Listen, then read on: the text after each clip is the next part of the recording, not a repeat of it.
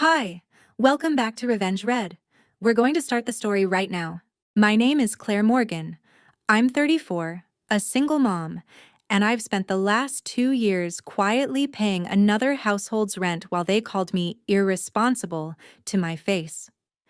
Tonight, all of that comes to a head over a plate of steak I couldn't afford for myself, but somehow could afford for them.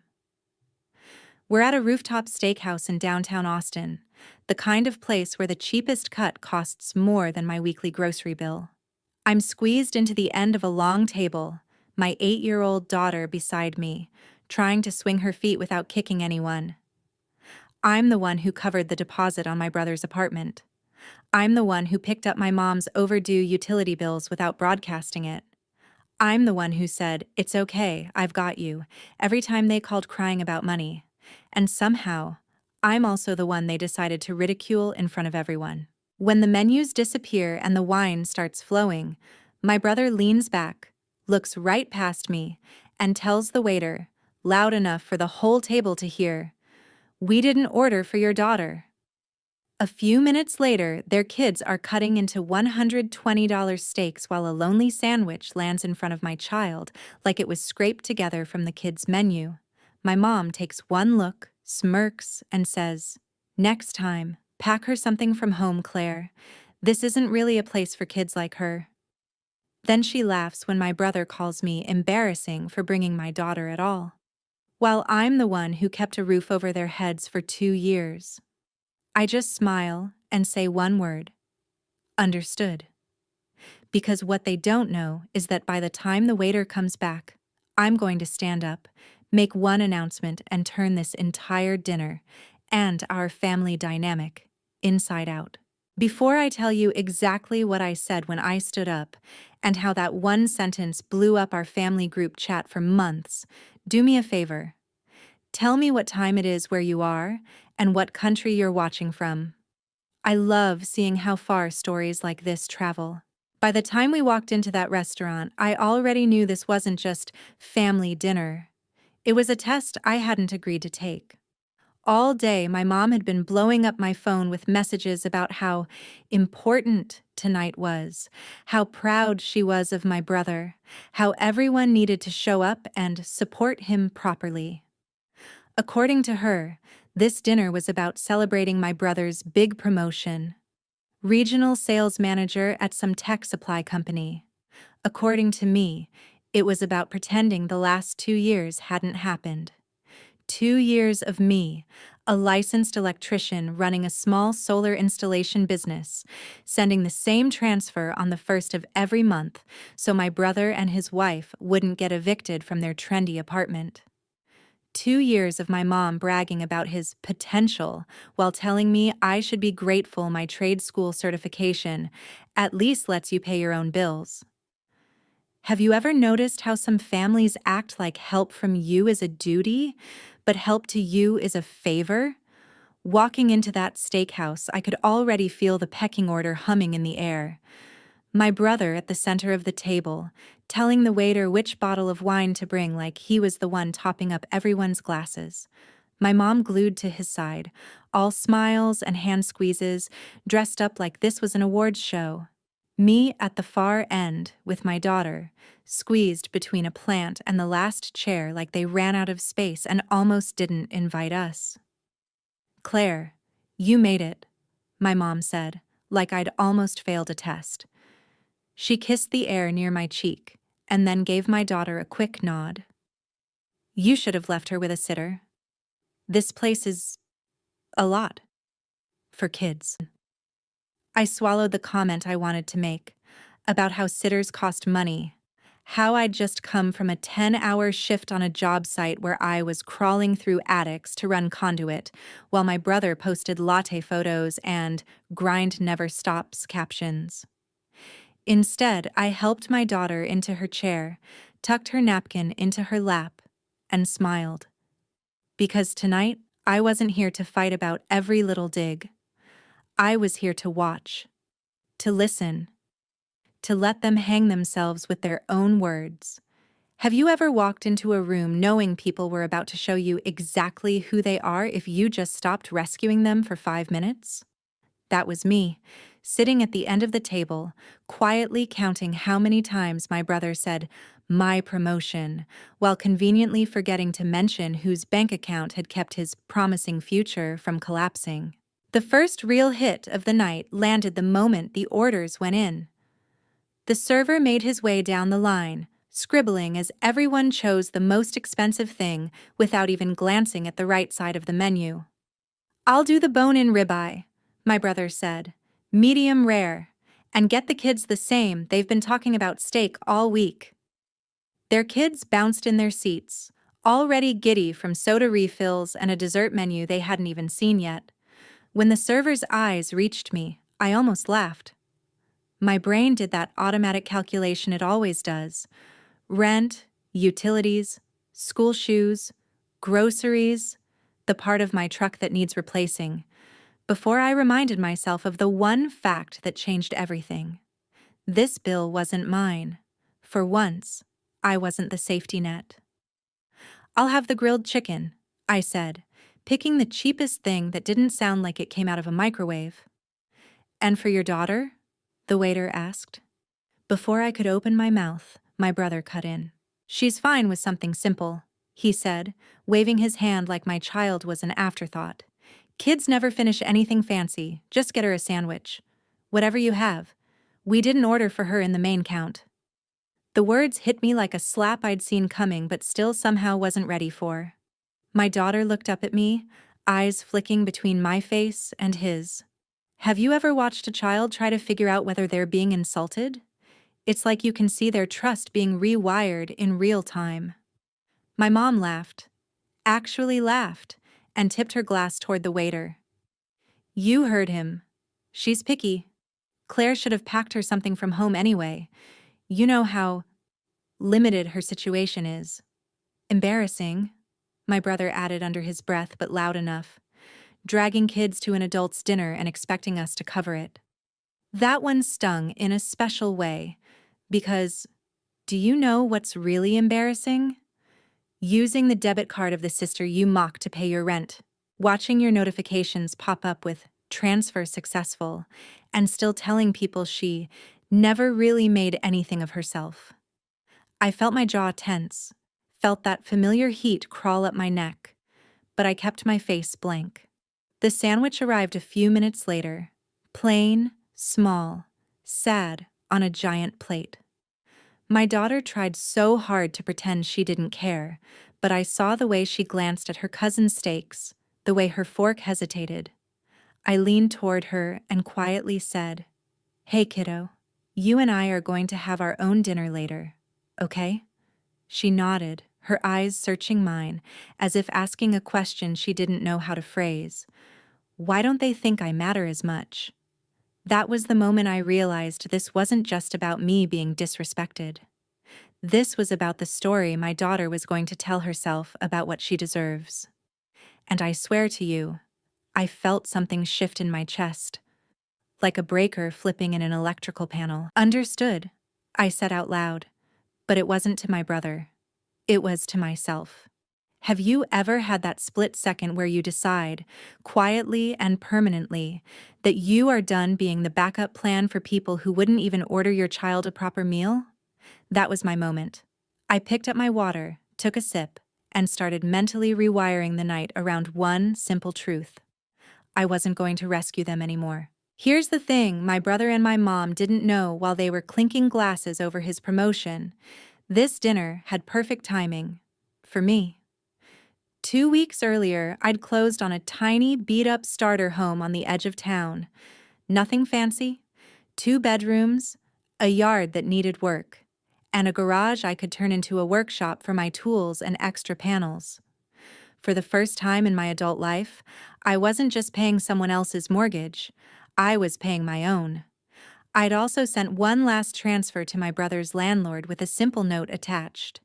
"This is the final payment I'll be making on their behalf. Please direct all future communication to the primary tenants." No drama, no big speech, just a switch flipped off. Have you ever quietly prepared your exit while everyone assumed you'd never leave? That's exactly what I'd done. Tonight was never about whether I could afford steak. It was about whether my brother could afford to keep living a life subsidized by the sister he publicly belittled. As they ate, I let the conversation wash over me. My mom bragging about his new company car. My brother complaining about his exhausting schedule, despite the fact that I'd driven straight from a hot attic to get here. He told a story about helping out a coworker, and my mom grabbed his hand like he'd just saved a life. No one at that table had ever asked how many nights I'd stayed up with a flashlight in my daughter's room because the power had been cut while I waited for the next job to pay out. They definitely hadn't asked how it felt to wire luxury homes I'd never be able to live in. "You're quiet tonight, Claire," my mom finally said, dabbing her mouth with her napkin. "Are you tired from— what is it again? Installing solar stuff?" "Panels," I said. "And yeah, long day." My brother snorted. "Come on, Mom, don't make her talk about wires at dinner. We're celebrating." "Nah." "You mean we're celebrating the promotion that only happened because you didn't have to move back in with Mom when you lost your last job?" I asked, still calm. "Must be nice not having to pack up your kids every time the rent's due." His eyes flicked to mine, irritation flashing across his face. "What's that supposed to mean?" "Nothing," I said. "Just thinking out loud." I let the silence stretch exactly long enough to make him uncomfortable. "Do you ever get that feeling?"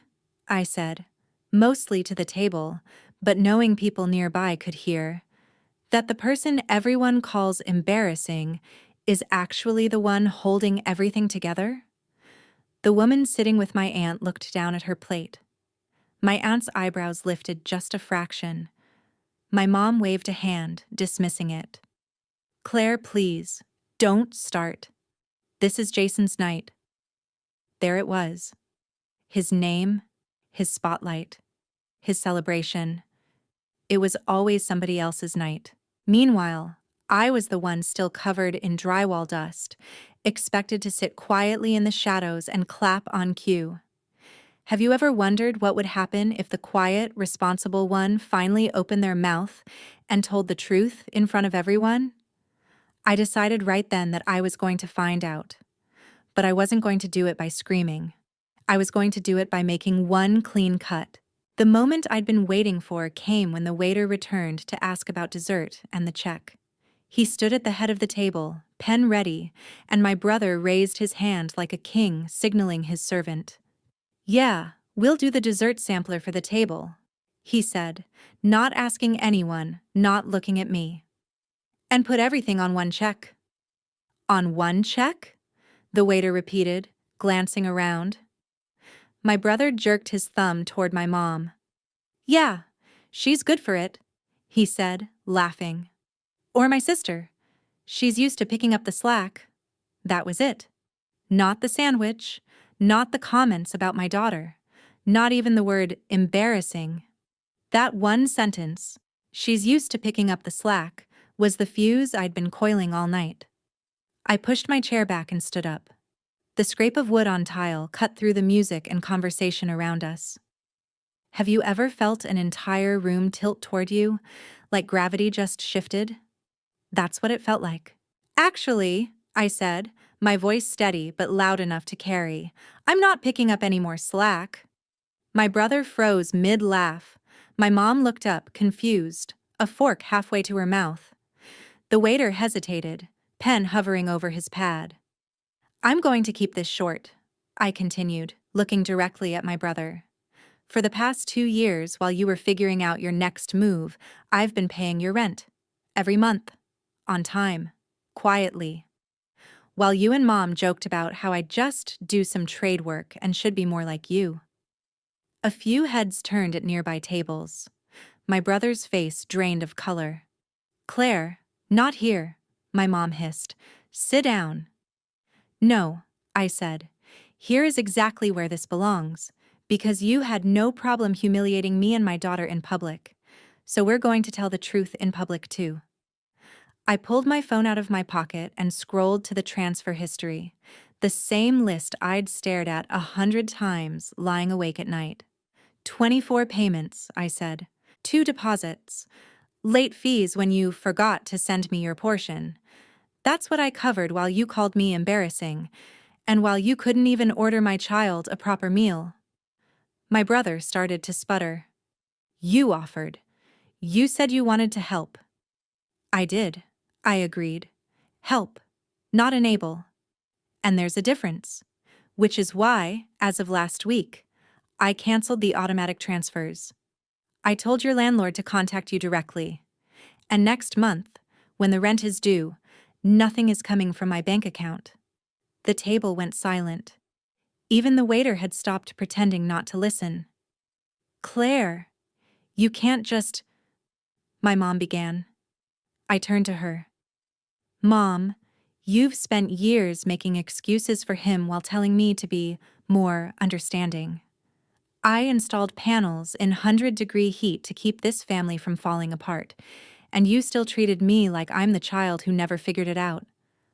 I'm done playing that role. I looked back at my brother and let the next words land like a hammer. You called me embarrassing tonight. You humiliated my daughter. So here's my announcement. I'm not your safety net anymore. I won't be your rent, your emergency fund, or your silent punching bag.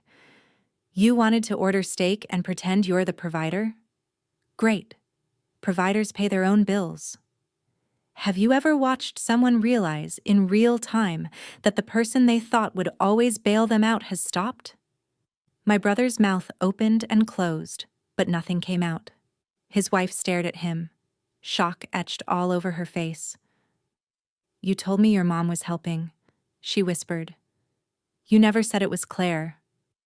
My aunt let out a low, disbelieving laugh. All this time, she said. And you treated her like that? At that point, I wasn't even angry anymore. Just clear. Waiter, I said calmly, turning back to him. Please split the check.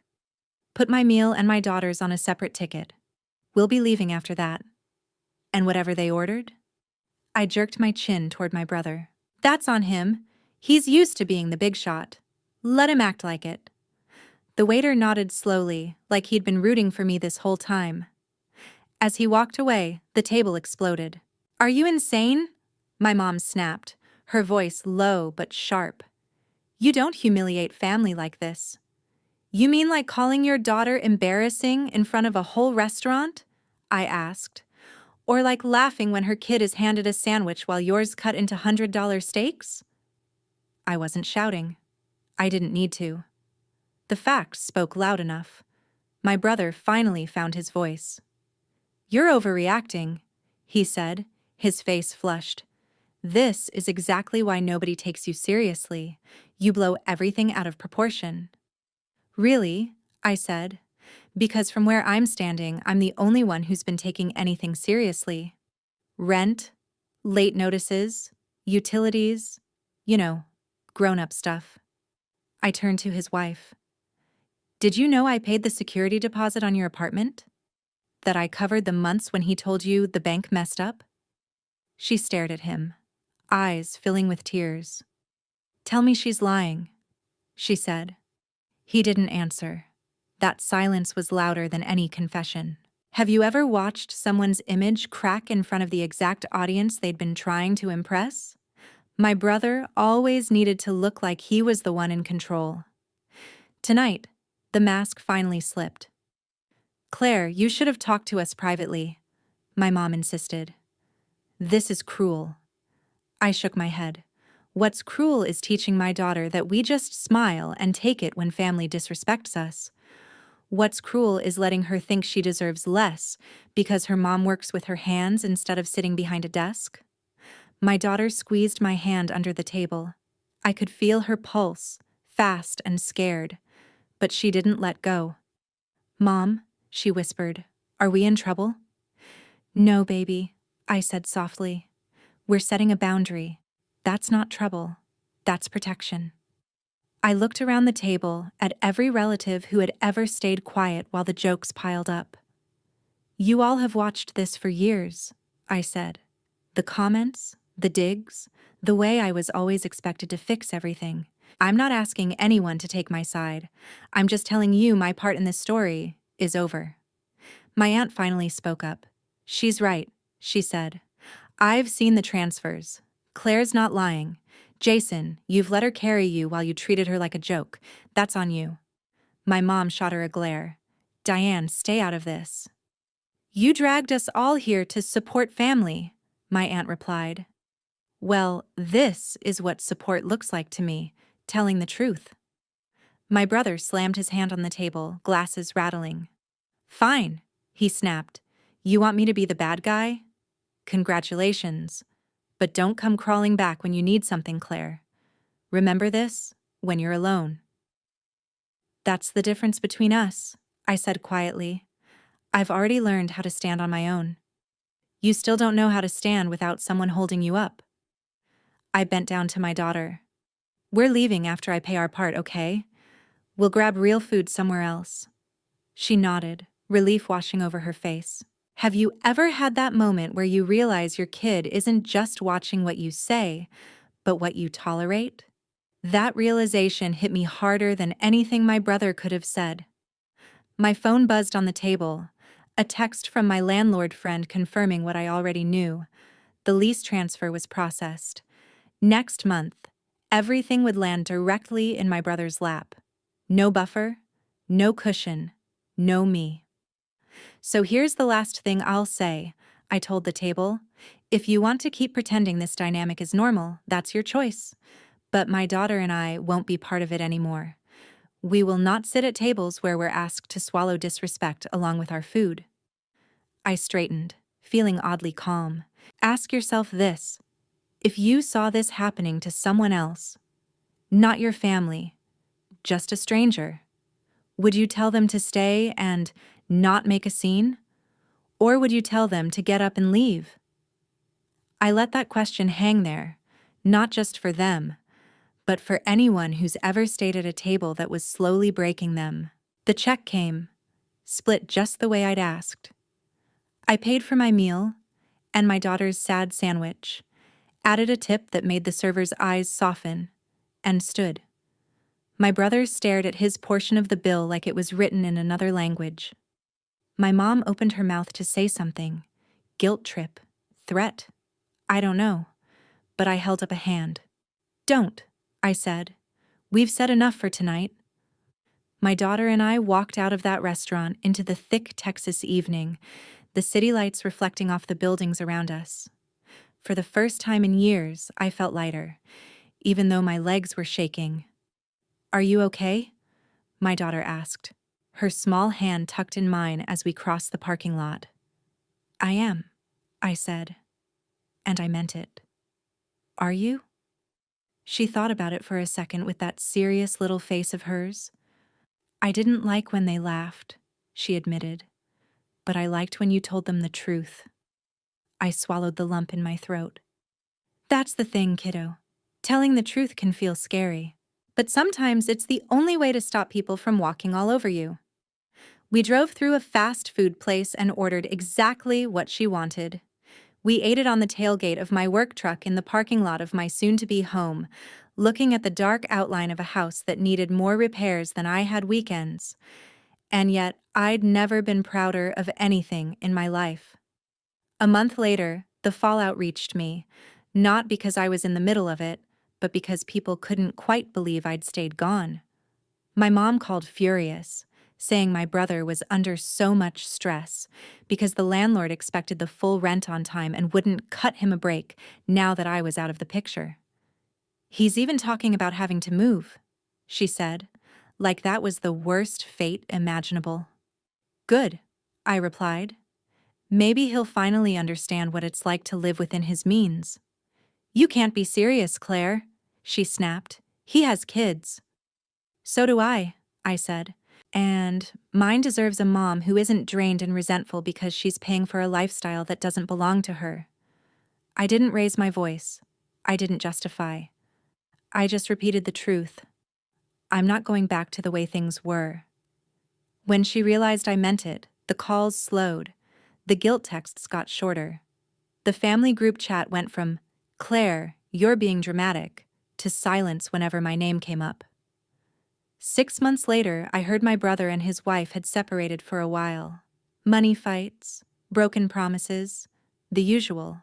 I also heard he'd finally taken a second job and downgraded to a cheaper apartment across town. Do I celebrate that? No. I don't need his life to fall apart to feel vindicated. His consequences are his. My healing is mine. What I do celebrate is this. My daughter and I moved into that little starter home. We painted walls on weekends, planted cheap flowers from the clearance rack, and turned the garage into a space where she could do homework while I serviced inverters and prepped for jobs. One Saturday, as we were untangling extension cords, she said, "You know that night at the restaurant?" I braced myself. "Yeah?" She smiled, just a little. "That was the first time I saw you choose us instead of them." If you've ever wondered whether your kids notice when you set boundaries, let me tell you, they do. They might not have the words for it yet, but they feel the difference between a parent who is constantly drained by everyone else's demands and a parent who finally says, "No more." Here's the lesson I took from all of this, and maybe it's the part you need to hear. Family doesn't get a free pass to disrespect you just because you share DNA. Helping is generous. Being used is destructive. And the moment you stop confusing one for the other, your whole life shifts. You are allowed to close your wallet and your door to people who mock you while taking from you. You are allowed to say, "I'm done," even if they call you ungrateful, dramatic, or cold. The truth? The people who benefit from your lack of boundaries will always label your limits as betrayal. That doesn't make you wrong. It just means you finally stepped out of the role they wrote for you. So I'll leave you with this question. If you were sitting at that table, watching someone hand your child a cheap sandwich while they carved into expensive steak you paid for, at what point would you stand up? And when you finally did, would you stay to argue? Or would you walk out and build a life where you and your kid never have to beg for a seat at the table again? Thank you for listening. All stories on this channel are entirely fictional and are designed to share educational lessons, useful knowledge, and positive values with our viewers. This script highlights the importance of self-respect, healthy boundaries, and emotional education within the family. Through a dramatic but fictional situation, it encourages viewers to think critically about how we treat others and what we teach our children about dignity and kindness. The goal is not just to entertain, but to provide useful knowledge and life lessons that can inspire healthier relationships in real life. Red. We're going to start the story right now.